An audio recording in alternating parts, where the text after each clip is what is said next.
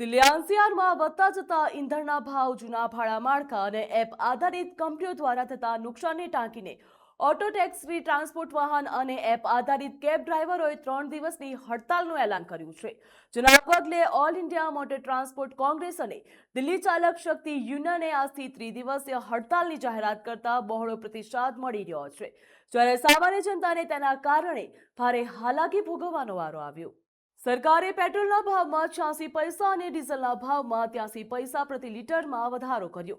પરંતુ પેટ્રોલ અને ડીઝલના ભાવમાં વધારાને લઈને કેબ ડ્રાઈવરોની રોજીરોટી ઉપર મોટું જોખમ ઊભું થયું. દૈનિક જીવન નિહાળવા તેમજ તેમની મુશ્કેલી થતા સરકાર સામે તેઓ નારાજગી દર્શાવી રહ્યા છે. पैसा बढ़ा दिया गवर्नमेंट ने पेट्रोल पे, डीजल पे, इस पे। अब कस्टमर से अगर पैसा बढ़ा के लें तो वहाँ दिक्कत है। कस्टमर तो पैसा देना नहीं चाहता ना ठीक से। और ओला उबर का इतना बुरा हाल है। चलो मैं तो खैर ओला उबर बहुत कम चलाता हूँ, ना के बराबर चलाता हूँ। मेरा हाउस स्टेशन का काम ज़्यादा है, लेकिन देखो ये भी अपने लोग ही हैं जो ओला उबर चला रहे हैं। और हर जगह बड़ा है, ऐसा नहीं है कि दिल्ली में ही है, वो हर जगह बड़ा है। क्योंकि मेरे तो हाउस स्टेशन का ना, मैं चारों तरफ घूमता रहता हूँ, तो ये हर तरफ ही है ये सीन। तो देखो कहीं ना कहीं तो कॉम्प्रोमाइज़ करना पड़ेगा। अब या तो देखते हैं, ये तो ऊपर वाला मालिक है। अब हमारा तो गुजारा भी इसी से ही होना ना, और तो कुछ काम है नहीं हमारे पास। કેબ ડ્રાઈવરે કહ્યું છે કે ઈંધણ, સીએનજી અને વાહનના હપ્તાના ખર્ચને બાદ કર્યા બાદ દિવસ રાત એક કરવા છતાં પણ દૈનિક 500 રૂપિયા બચાવવા પણ મુશ્કેલ બન્યા છે. ત્યારે આ મામલે સરકાર દ્વારા યોગ્ય નિર્ણય લેવામાં આવે એવી ઈચ્છા તેઓ દ્વારા દર્શાવવામાં આવી. रेट्स के ये कम होने चाहिए और तेल की भी रेट कम होने चाहिए। पूरी रात भर काम करते हैं फिर भी जाके 500 रुपये नहीं बचते।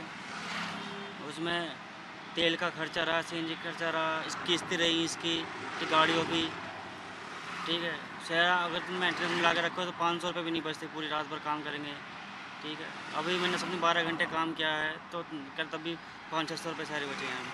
દિલ્હી એનસીઆર ટેક્સી અને ઓટો યુનિયનની 3 દિવસની હડતાલ અંગે જણાવે છે કે ઈંધણના ભાવમાં વધારો મુજબ ઓટો રિક્ષા અને અન્ય પરિવહન સેવાઓના ભાડામાં તે મુજબ વધારો કરવામાં આવે.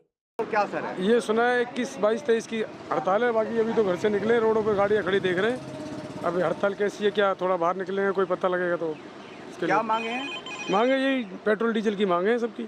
जो पेट्रोल डीजल के रेट बढ़ गए तो उसके लिए किराया, ऑटो टैक्सी किराया बढ़ाया जाए।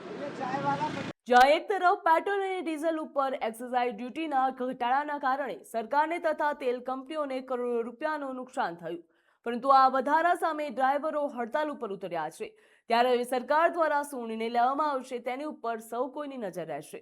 બ્યુરો રિપોર્ટ, ગ્રોથ નાવ ન્યૂઝ.